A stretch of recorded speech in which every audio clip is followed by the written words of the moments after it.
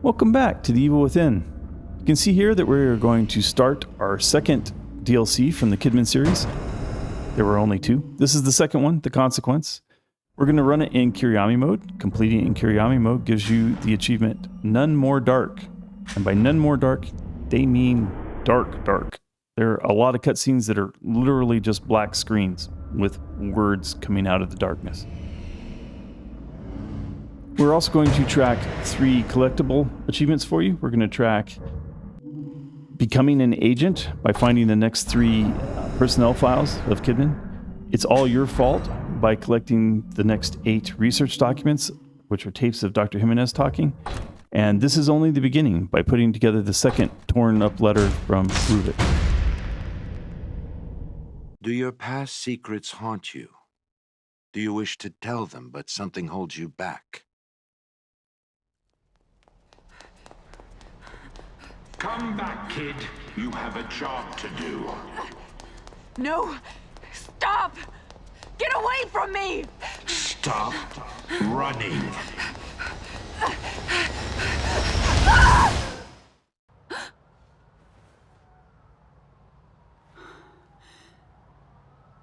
Is it over? I'm back?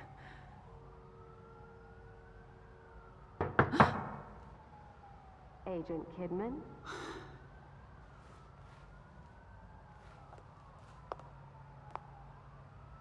Now, that beginning cutscene is supposed to remind you where you left off after the assignment. You can see in the top left corner that the counts that we're tracking for you, we continued the counts of the personnel files, so it looks like you have 3 of 6 already, and we continued the research documents, and so you're at 7 of 15 already. The reason for that is when you look in the menuing, those counts, you can see all of those documents at once. So I wanted to just say there's a full count there. To get the achievements, you only have to find the ones in this one. So if you didn't start at 3 and 7, you don't have to get the 6 and 15. You only have to get the 3 in this sequence and the 8 research documents in this sequence.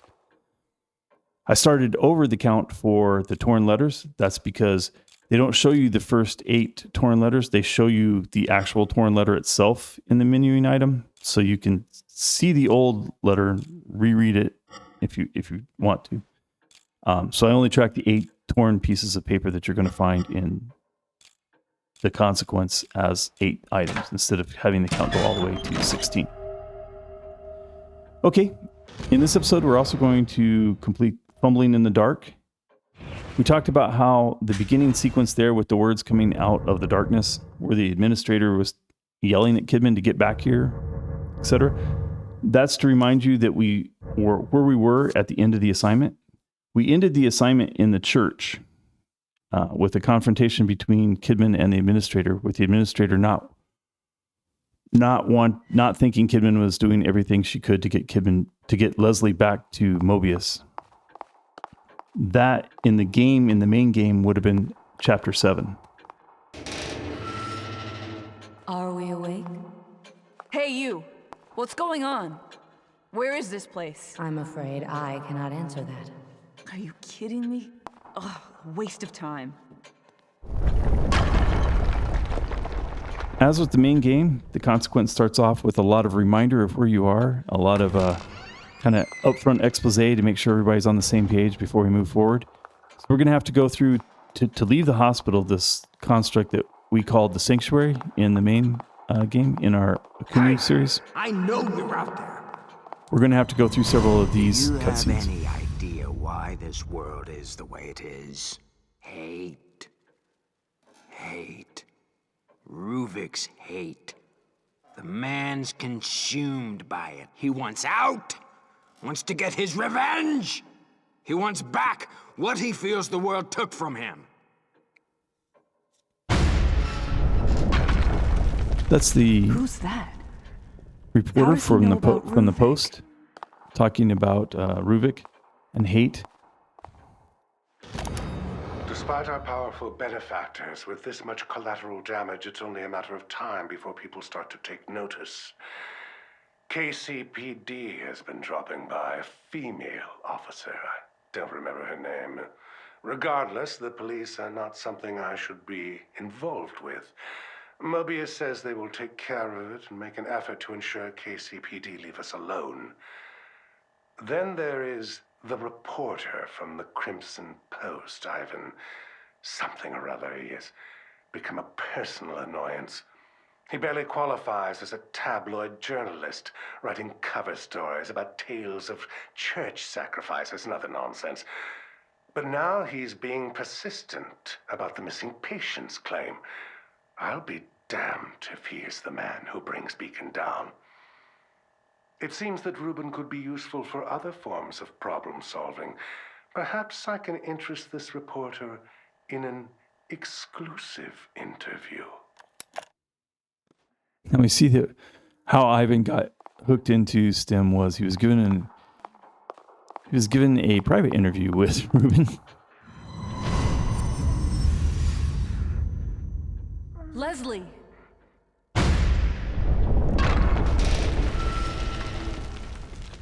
If I'm still here, then he must be too. What you couldn't see in that cutscene was Leslie cowering in the corner of this cell room in the hospital. The flowers on the wall, those should look familiar from starting after chapter 9 of the main game. Too bad they dragged you into this. But either way, you're mine. To do with as I please. That ghostly cutscene between Ruvik and Sebastian happened at the, not right at the end of chapter 10, but Damn it, he doesn't have right anything to after do with Sebastian gets away from Laura or kills Laura in chapter 10. He still has one more boss fight in that chapter, but right at that time, right after he escapes from Laura, Ruvik says those exact words to him in the main game. Now we're Kidman is pointing her light at that door that's forming, that's behind the plaster on the wall of the sanctuary, is where the sunflowers that you saw in Leslie's cell would have been. Those sunflowers are specific sign that we are past the point where Ruvik has been given a footpath back to Leslie's sanctuary. So the sanctuary has been breached. The first goal of Ruvik was to get to Leslie. Leslie no longer, his sanctuary is no longer safe. That's Shade doing something.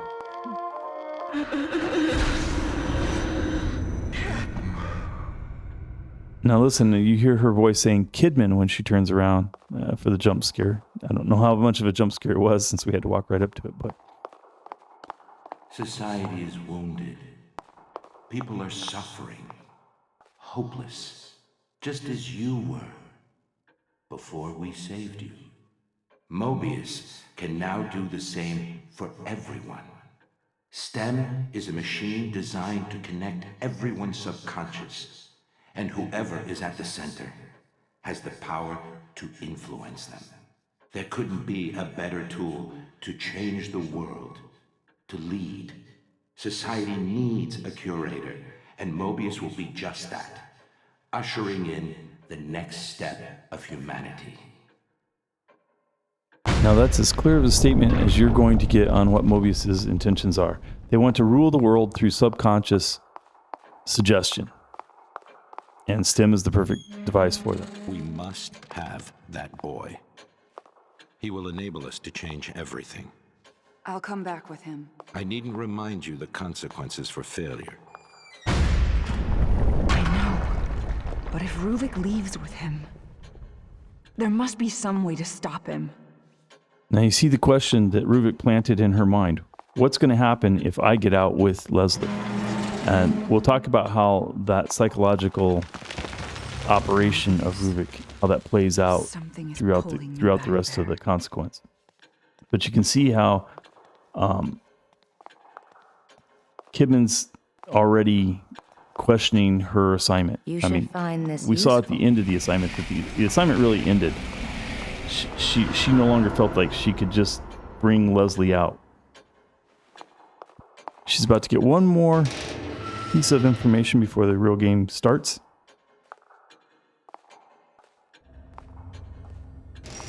While it is theoretically possible for a host to overwrite themselves on a user, the odds of compatibility are astronomical. But the boy, Leslie, you're saying he's a compatible subject. Yes. And based on Reuben's notes, the stem should be able to run with Leslie as its source. I need you to do tests. Determine what must be done to make him the blank slate we need. He knew what Leslie was capable of. Damn it, why would they hide that from me? So she hasn't quite completely put all the pieces together when in the assignment, at the end of the assignment, Ruvik told her they took from me what they needed. They tore me apart. She's not reading that as literal just quite yet. And so the horror that was just expressed to those of us that know what happened to Reuben, the horror of what's going to happen to Leslie if she brings him out has not quite sunk in to her yet. On the lowest floor. Make him the blank slate that we need doesn't necessarily immediately bring a picture to her mind of Leslie being dissected with his brain still alive and stuck in a jar. But you can see there was another cutscene that was a completely black scene. I shined the light down so that you could see what the cutscene was supposed to show you. That starts to be a theme through all the consequence. It's very dark, and even the edges of your flashlight you'll notice are much more defined. Like where your light is shining is much more defined now. Okay, so we've established that we've already gone through. We ended the assignment at chapter 7 of the main game. We've gone through chapters 8, 9, and 10 at least, because we know that scene between Ruvik and Sebastian plays out at the end of almost at the end of chapter 10. I can't get through with the power out. The sunflowers are already there. We know that in the main game in chapter 8 is when Sebastian ran from the amalgam. And as he did, his subconscious ran straight back to the sanctuary. Ruvik followed along his heels, and that gave Ruvik access to Leslie's sanctuary. Before that, in the main game, it was a arms race between Sebastian and Ruvik. Like Sebastian trying to get strong enough to defeat Ruvik, Ruvik trying to get strong enough to break down the walls of Leslie's sanctuary. And we saw in the assignment that he had another path already. He was already looking for a door into the sanctuary, a back door into the sanctuary. He knows Leslie can come in and out of the sanctuary. Shit! And he had Shade looking for that door. Well, in chapter 8 of the main game, Sebastian showed him the door and brought him straight there. I can barely see anything in here. Okay, Chemical so lights. This is a fun Better sequence. Than nothing, I guess. You see that we no longer have our flashlight. You're not going to get the flashlight through the whole rest of this episode and a big portion of the next episode. There is an achievement for not using these those chemical lights that you picked up off of the side. There's an infinite number of them. You can throw them as many as you want. There's an achievement for using 10 or fewer to get to where you turn the power back on to open that door. I didn't show you how to get this in our previous survival mode run through. We already had it. We already had it before recording both that sequence and this sequence. But I'm going to show you how to get it here on the hardest way possible on Kurayami. When you come down that ladder, turn to your right so that there's a wall on your left. So the ladder's on your left. Then press your left shoulder up against that. And this is where it gets really hard to explain because I didn't do it very well. I walked around in a circle. I didn't stay up against the wall. Oftentimes you have to duck down. Now see, I'm back at the ladder again. Okay, now I've got the wall on my left.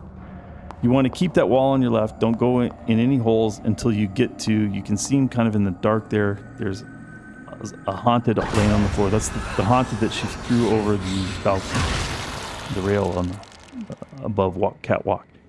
Now you need to keep a wall on your left, and the easiest way to do that, and to not be heard as well, is to squat down. Unfortunately, she won't move the glow stick to her left hand. She will keep it in her right hand. So you can wander off of that wall if you're not very careful. Just try to keep turning such that you can keep that on, so that you can keep your left shoulder on the wall. In real life, it's a whole lot easier to navigate in the dark than it is in a video game, because you can just stick your hand on the wall. You can tell the wall's there. Now, when you get to here, you finally get to that second crawl under. You'll know you're in the right place because you can crawl out the other side. Now, you want to be a little careful. Try to look through there, but you can see it's just dark. It's just blankness. To get the fumbling in the dark achievement, you have to do this. You have to do this using only 10 of these lights. You have an infinite number of them, but you have to do it with only 10. Now, I kind of stupidly asked Gemini, there's an Easter egg, and I wanted to know if I had to do it in a special way to get the Easter egg. And it said I had to be efficient with these lights. And so I took that to mean 0. So I don't use any of these lights.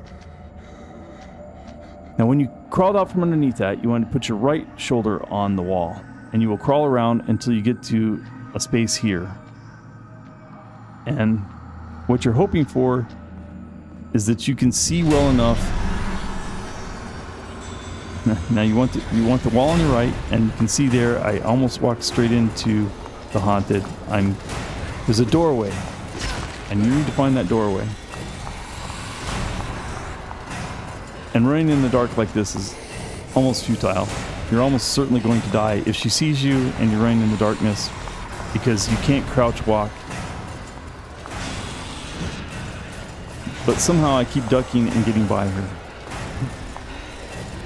Now I'm back at the hole that I originally crawled into. Or nope, I guess I'm in a different one because I can't crawl all the way through. But I found a hole, I crawled into it. And you can turn around and you can actually see, if they're angry, you can see them glowing red. And then they'll go to yellow and white as they lose track of you. And once that happens, then they kind of fade off into the darkness and you can't see them. Now what you wanted to do is, when you came through that very first hole where you could see that you could crawl out, you wanted to put your right shoulder on the wall. It's easier to follow the right shoulder because at least she holds the light over there. And you want to do what I'm doing here, which is just walk around until you find this door. You find those... If the light wasn't green, it would be yellow and black, but it's, kind of green and black stripes next to the wall. Once you do that and you get through that doorway, now I'm walking through space, but really what you want to do is you want to find a wall right after that door and stick your left shoulder on it. You don't want to turn around, so you want to, as soon as you go through the door, I should have moved to my left and stuck my left shoulder against the wall and walked around again. There's quicker paths through it than that, in the sense that if you know exactly where you're walking. But see, there's the door again. Now, this is either the door, if there's stairs, once you get to where there are stairs. So in that first room, you could have put either your left shoulder or your right shoulder against the wall. When you get to the door frame that has the stairs, you want your left shoulder against the wall at this point. If you don't put your left shoulder against the wall, to get the power back on. You will walk into a pit. If your left shoulder is against the wall, in the room coming up, you will be able to go, keep your shoulder on the left, and you'll walk past the pit. But you can see I have a problem trying to make sure that I'm against the left wall because of where the light is. You can't actually see the wall most of the time. All you can see is her jeans and her shirt. Okay. But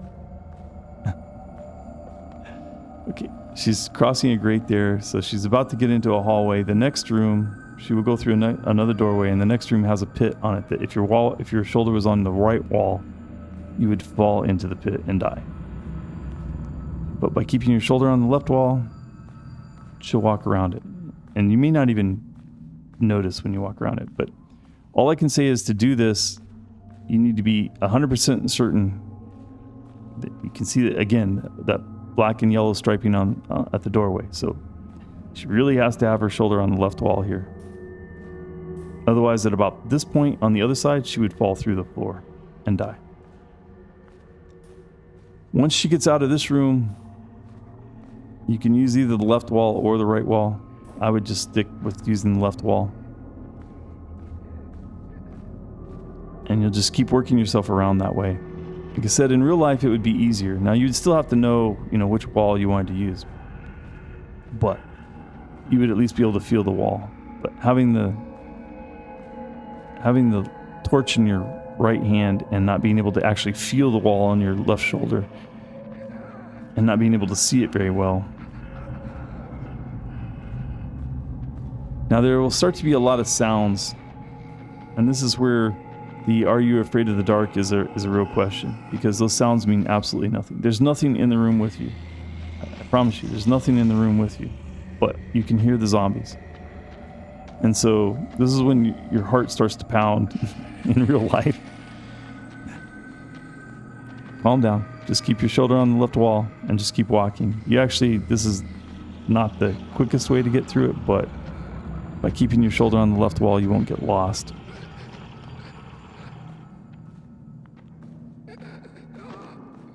But when you hear those sounds and you get to something that looks like there were knobs there, that means that you're at the switch, and you can't see it. It's even in the dark, even though she's pulling.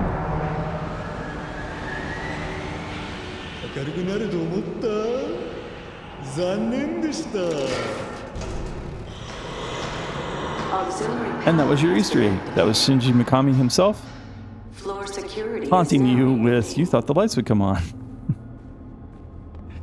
It's supposed to be a congratulations, you did it very well.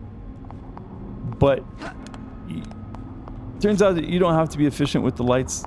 To get the fumbling in the dark, you have to use no more than 10 of these glow sticks that I'm now throwing around.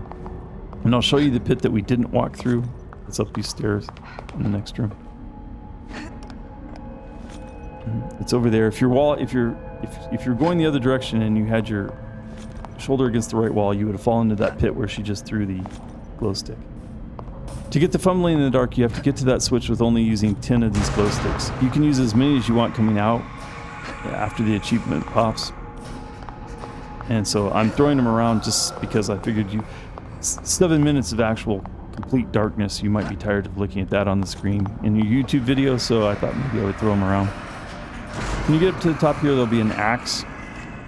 There's actually nothing until you get to the next doorway.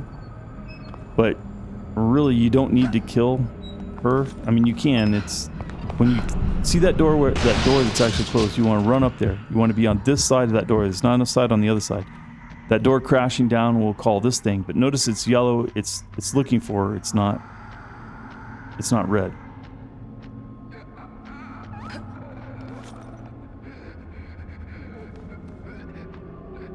I'm going to just throw some lights around the room so that you can kind of see what the area is. Now, the hardest thing for me to remember was that when you come over here, there's actually a little break here. There's a place you could crawl in. That's where we crawled in when we hid from her. There's a little break in the... You want your shoulder on the... You have to be behind this, or when she comes back like that, she would see you. So you need to be over here, but that break, you don't go down that path, and that's why you saw it through those glow sticks. And now there's a door there, and if you stand here long enough, you'll see the door will open and close, and a haunted will come in and out. So here's the haunted coming in. You don't want to be out here in this hallway when he's obviously standing there. Where the other glow stick that I threw next to that looks almost like a radiator. It has some electrodes sticking out of it. That's where you're going to crawl through. You don't have to go through the door. You're going to crawl through here. This is where you crawled through before. Before you turned the power on, that door wasn't opening and closing. But now you need to look to your right. Make sure that he's walking back. And if you had the glow sticks over there, there's enough of glow that you can see that he's walking back. Now you need to get out straight to the wall that was in front of you and around that corner. And as you come around that corner, you'll see now you're at the foot of the ladder. Run to the ladder, get up the ladder, you're done. All right, so that's actually a hard sequence, and I wanted to talk you all the way through it. But okay,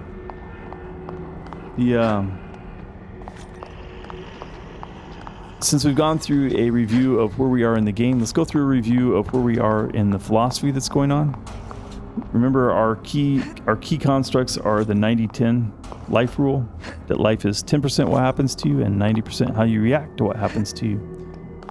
We've talked about there are 3 different types of responses to things you can't control. There's kind of being overwhelmed by fear or just losing all hope. That is the worst possible case. We saw that in the village, Cedar Hill, where Kidman grew up, that when a lot of the people in the village lost hope when she was 5 years old and a plague killed most of the livestock, at that point, Systems were previously shut they down took their own lives. incorrectly. That's the complete loss of Each hope. terminal requires manual We also see restoration. in the main game Please be that patient. This isn't that the Leslie time to make me represents wait. a complete loss of hope. His response to the trauma in his life was he learned how to wall himself off inside, away from the world. That's how he was able to build constructs, which in STEM wound up being a fairly good thing. It keeps him kind of safe. But it puts him at kind of the mercy of everything that's going around him.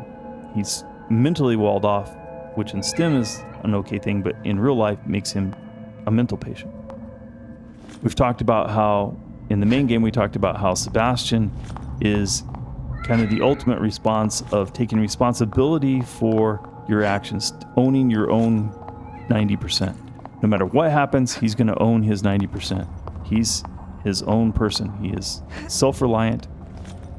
That makes him a free person. He is a free man in the very sense that no matter what 10% you apply to him in life, he's going to own his response to it. Although brilliant, Reuben was quite insane. A compromise of ethics on our part.